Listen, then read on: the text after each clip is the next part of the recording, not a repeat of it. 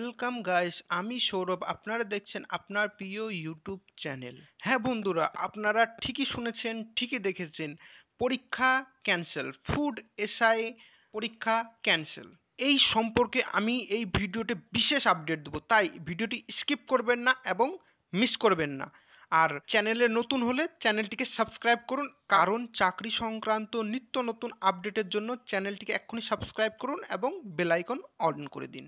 তাহলে চলুন শুরু করা যাক।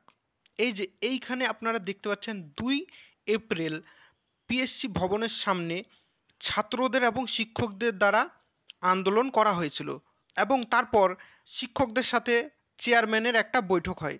সেই বৈঠকে চেয়ারম্যান জানায় যে অ্যান্সার কি এবং প্রশ্নপত্র প্রকাশ মানেই যে রেজাল্ট দিয়ে দেওয়া হয়েছে সেটা কিন্তু নয়, এবং তিনি আশ্বস্ত জানান যে রেজাল্ট প্রকাশ হবে না। আপনারা 3-4 মাস নিশ্চিত থাকুন, রেজাল্ট প্রকাশ হবে না। চেয়ারম্যান এই কথাটি বলেছে, তার মানে পরীক্ষা ক্যান্সেল, আবার রি এক্সাম হবে। চেয়ারম্যান আরও বলেছেন যে তারা একা এই ডিসিশন নিতে পারছেন না, তাই তারা সভা বসাবেন, মানে তাদের উপরে আছে সেখানে জানাবেন এবং তারপর তারা বৈঠক করে তারপর পরীক্ষাটি ক্যান্সেল করবেন। এর জন্য 3-4 মাস সময় লাগবে।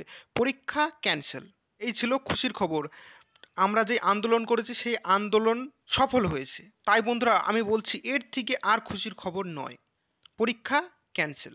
তাহলে বন্ধুরা আজকের আপডেট এই পর্যন্ত ছিল। আর বন্ধুরা চাকরি সম্পর্কিত নিত্য নতুন সব রকম আপডেট আপনারা এই চ্যানেলে পাবেন। এই চ্যানেলটিকে সাবস্ক্রাইব করুন এবং পাশে থাকা বেল আইকনটি ক্লিক করুন।